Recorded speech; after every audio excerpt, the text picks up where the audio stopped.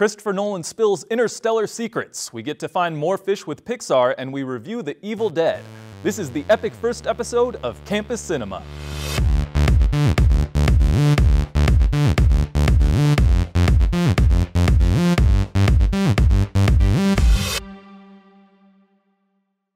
Welcome to Campus Cinema. I'm your host, Patrick White. We've got a great show in store for you today. Thanks for tuning in. Let's begin by checking the blockbuster buzz.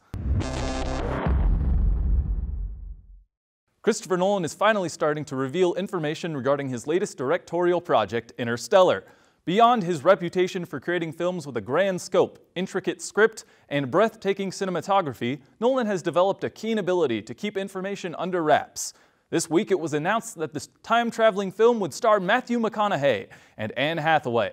This will be the second collaboration between Nolan and Hathaway following The Dark Knight Rises. This is the first time McConaughey will be working with Nolan. The film is set for a November 7, 2014 release in regular theaters and IMAX screens. Continuing to look at future sci-fi productions, it should come as no surprise that James Cameron is currently working on a sequel to the mega-hit Avatar. The most expensive movie ever made became the biggest money-making machine when it obliterated box office records. After the film was released in 2009, Cameron revealed that the sequels would explore life outside of the Pandora forests, specifically underwater. At a recent conference, producer John Landau revealed that they are currently testing technology to do full performance capture underwater.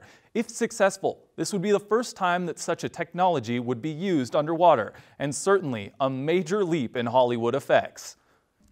In other news, it looks like Disney and Pixar Animation have gone fishing again. The studios announced last week that they've officially signed Ellen DeGeneres on to reprise her role as Dory in the sequel to Finding Nemo. Not surprisingly, the film will be called Finding Dory and will follow Dory's adventure to find her family 1 year after the events of Finding Nemo. Marlin and Nemo will be returning as well. Don't get too anxious just yet, Pixar fanatics. The film won't be released until November 25th, 2015. Moving now to last week's theatrical releases. Two movies opened around the nation: the remake to the horror cult classic Evil Dead and the 3D re-release of Jurassic Park. So in short, no new ideas from Hollywood this week. It should be noted, though, that both movies opened to positive reviews. Critic Paul Chambers has this to say about Jurassic Park.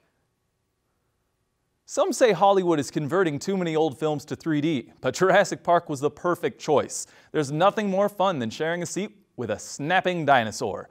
Critic Allison Gang from the San Diego Union-Tribune had this to say about Evil Dead. You don't know whether to scream, vomit, or laugh manically. Both movies had strong box office openings. Evil Dead finished first with $25 million.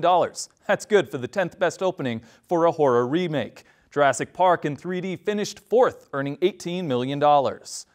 This isn't the last you'll hear of The Evil Dead. Make sure you stick around after the break. We'll be sitting down with college students to review the horror remake. We'll be right back.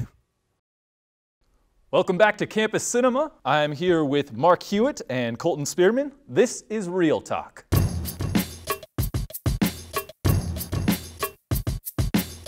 On Real Talk, we sit down with college students and review the movie of the week. This week, our movie is The Evil Dead Remake. So Mark, why don't you start us off? What did you think of the film? Well, usually I'm not a huge scary movie guy, so I didn't have a ton of expectations going in. But I liked it more than I thought I would. It was, I haven't seen the original, so I think a lot of people, when comparing those two, might think differently. But for its own movie, it was pretty scary. It was not a lot of jump out and surprise scares, but pretty gross and a cool premise. So it didn't blow me away, but it was fun to watch and it was pretty good. Fair enough. How about you, Colton? I liked it a lot. I've seen the original film.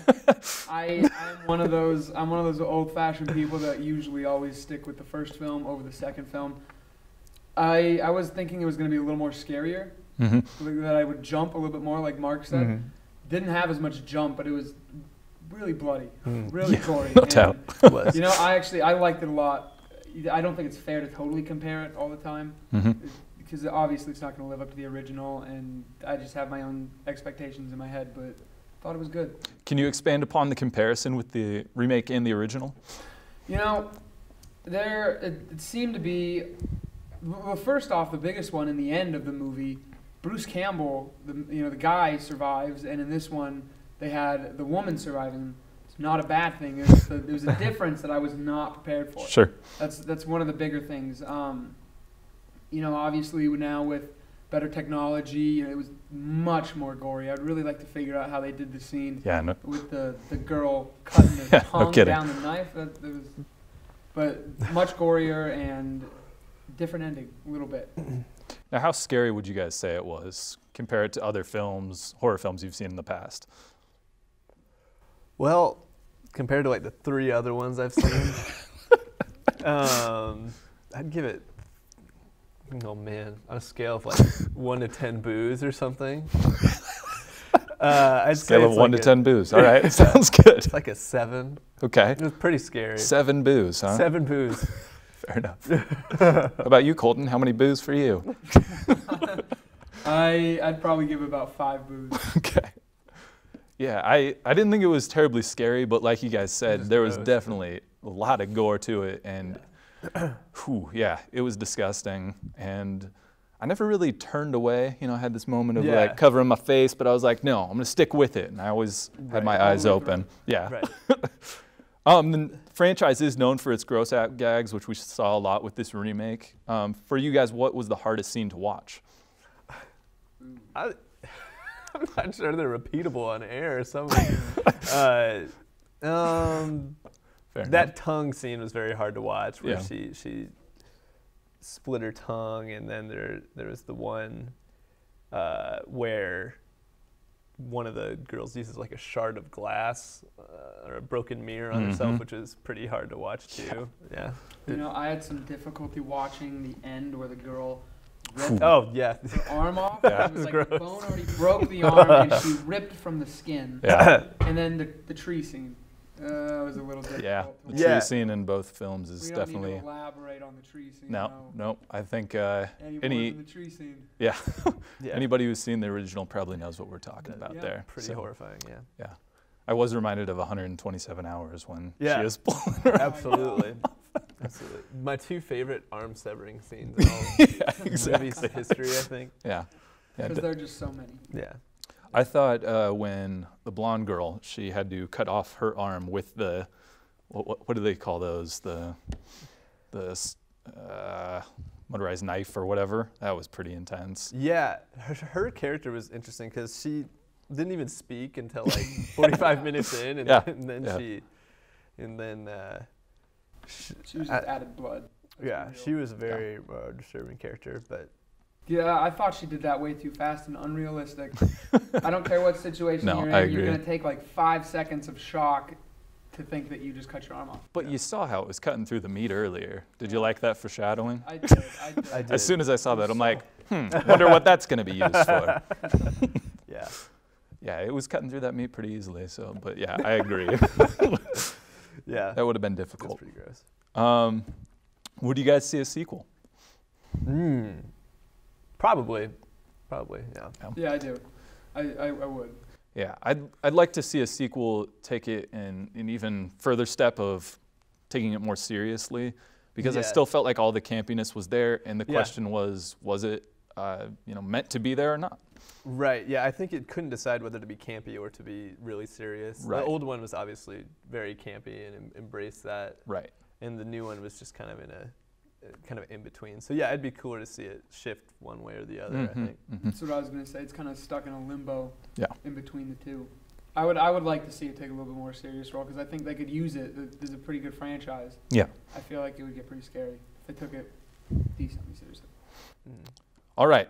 The time has now come to play Professor and give the Evil Dead a letter grade. All right? Okay.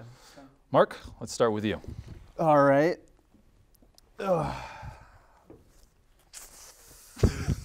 Take your time, Mark. Okay. Think about all the booze. I'm just trying to think about all the letters. We prefer A through F. Okay. Oof.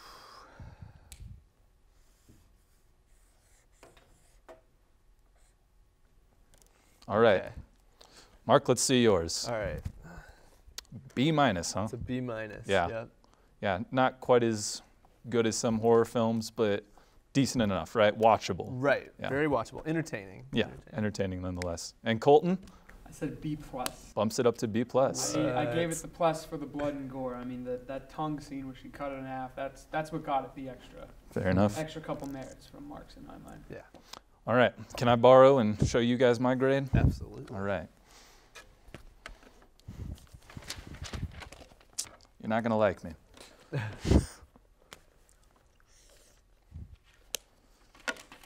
Give it a solid C. Ooh. Yeah, Wow. give it a solid C. And I'll tell you why. I was bothered by how we were prepared for the film. You know, as most people know who will probably be watching this, Bruce Campbell was on campus and he told us a lot that this was going to be a serious film, as did the marketing. We even saw a trailer that took it into a very serious direction. But like we talked about, there was a lot of campiness to it. And again, the question is, was it on purpose? Was it not? Had it been on purpose, had it been marketed that way, I would have loved it. Absolutely.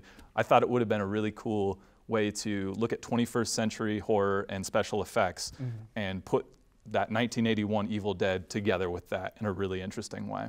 So that's what I'm hoping for with the sequel. I'm hoping they either commit to being serious or commit to being corny and silly. So, yeah. Well, thanks guys for joining me. Yeah. And when we come back, we've got an exclusive interview with actress Grace Johnston, and we'll preview this weekend's releases. You are watching Campus Cinema.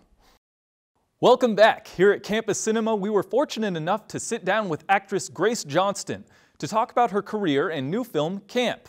Johnston was a child star who appeared in over 35 nationally syndicated commercials, guest starred on shows such as The Cosby Show and Ghost Rider, and acted in films alongside Bette Midler in the Academy Award-nominated film Beaches. She was even nominated for a Daytime Emmy for her role in Notes for My Daughter. Our producer, Sam Gentry, has the story. Over the last 2 years, Grace Johnston has found herself climbing back into the film business. And during her resurgence, she's taking on a film that's more than just escapist entertainment. These kids have had rough lives, and this is our opportunity to share our hope with them. Camp tells the story of Eli and Ken. Eli is a 10-year-old suffering from abuse and neglect at the hands of his parents. Because of this, Eli is sent to a camp for foster children. Ken is an investment advisor who's trying to impress a client by volunteering at the camp. Over the course of the week, the two bond as Ken learns about Eli's dark past. The film deals heavily with the psychological toll abuse takes on our youth and the ability people have to make an impact. Johnston plays Tammy, the director of the foster camp.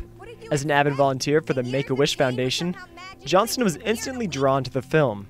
I've never been more sure of anything in my life. This is the type of roles that I live for, the type of projects that actually can make a difference and mean something, and I can be proud of. Camp is based on the true accounts that director, writer, producer Jacob Roebuck experienced while volunteering at Royal Family Kids Camp, an actual foster camp similar to the one portrayed in the film.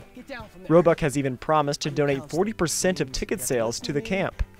Johnston hopes that the film's charitable vow, on top of the powerful message, will inspire audiences to take action in helping abused and neglected children. These kids that go into toward a life of crime, a life of robberies and rapes and murders, I mean, this can change the whole direction of their life just by having a positive influence. And as for Johnston, she couldn't be happier to be back in the film business, pursuing projects like Camp. This is what I was meant to do with my life, and I'm glad and I feel fortunate that I've been allowed these opportunities, where as a child growing up in the business, everything I did I took for granted. For Campus Cinema, I'm Sam Gentry. Thanks, Sam. Camp opened in Hastings theaters on March 22nd, but is currently not screening anymore. It did open in Fremont on April 5th. For those who want to learn more about Camp, visit www.thecampmovie.com. Before we say goodbye, let's take a look at this weekend's upcoming releases. Opening today, we have the Jackie Robinson biopic 42 and the spoof film Scary Movie 5. 42 stars Chadwick Boseman as the legendary ball player and Harrison Ford as Brooklyn Dodgers GM Branch Rickley. The film centers around Jackie Robinson's life story, as well as his history-making signing with the Brooklyn Dodgers under the guidance of Ricky. Scary Movie 5 is the 5th film in the spoof franchise. Director of the 3rd and 4th film, David Zucker, returns to direct the 5th. The movie will parody films such as Mama, Sinister, Evil Dead, and the Paranormal Activity franchise. That'll do it for this week's episode of Campus Cinema. Don't forget, we'll be back next Friday. We'll be reviewing Django Unchained, which will be released on DVD and Blu-ray this Tuesday. Thank you to everyone for tuning in to the first episode. I'm Patrick White, and you are watching Campus Cinema.